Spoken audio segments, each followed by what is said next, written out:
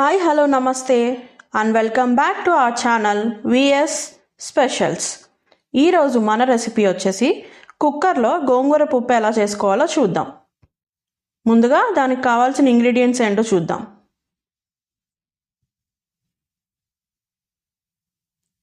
ఒక టీ గ్లాస్తో కందిపప్పు తీసుకున్నాను, ఒక పెద్ద టమాటా, ఒక ఉల్లిపాయ, 3 పచ్చిమిరకాయలు, కొంచెం చింతపండు, అలాగే 2 కట్టల గోంగూరని ఆకు ఇలా విడిగా తీసుకొని నీట్గా వాష్ చేసి పెట్టుకున్నాను. ఇప్పుడు కుక్కర్లోకి మనం తీసుకున్న కందిపప్పు వేసుకొని 2-3 సార్లు బాగా వాష్ చేసుకున్నాము. ఇప్పుడు ఏ గ్లాస్తో అయితే కందిపప్పు తీసుకున్నామో దాంతోనే 3 గ్లాసుల వాటర్ పోద్దాం.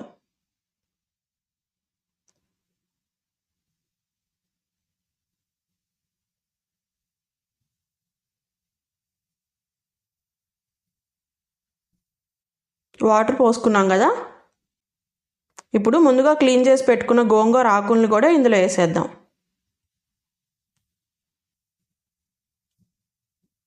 అలాగే మనం ముందుగా తీసుకున్న ఉల్లిపాయ, పచ్చిమిరకాయ, టమాటాల్ని చిన్న ముక్కలుగా కట్ చేసుకుందాం. ఈ పప్పు చాలా ఫాస్ట్గా అయిపోతుందండి కుక్కర్లో, అలాగే చాలా టేస్టీగా కూడా ఉంటుంది. సో పచ్చిమిరకాయలు, ఉల్లిపాయలు, అలాగే టమాటాలు ఇవన్నీ ఇందులో వేసేద్దాం. ఇప్పుడు ఇందులోకి కొంచెం నూనె, 1 స్పూన్ వేసుకుంటే చాలు, కొంచెం పసుపు,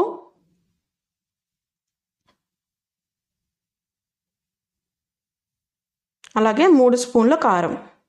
కారం మీ టేస్ట్కి తగ్గట్టు అడ్జస్ట్ చేసుకోండి.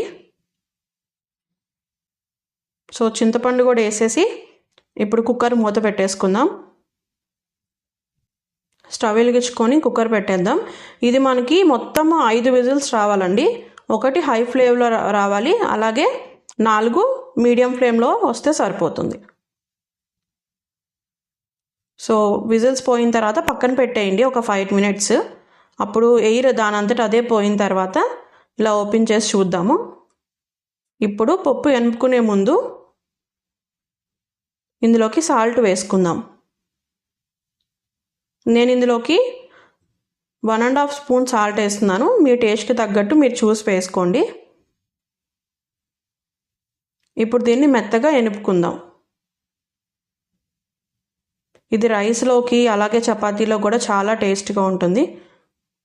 చూడండి, ఇలా మొత్తం మెత్తగా ఎనుపుకోవాలి. ఇప్పుడు తిరగమాత వేసుకుందాం.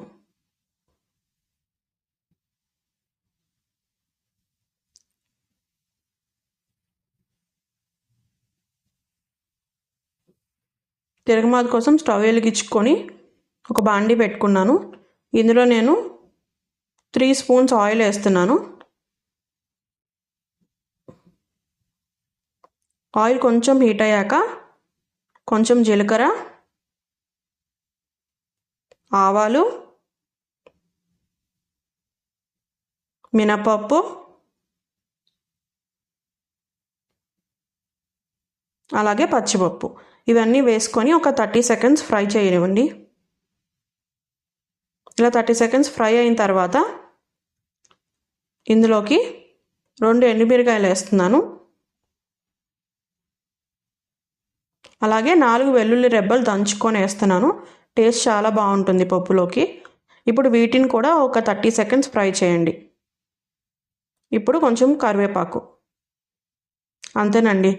ఇప్పుడు తిరగమాతను మనం పప్పులో వేసేద్దాం.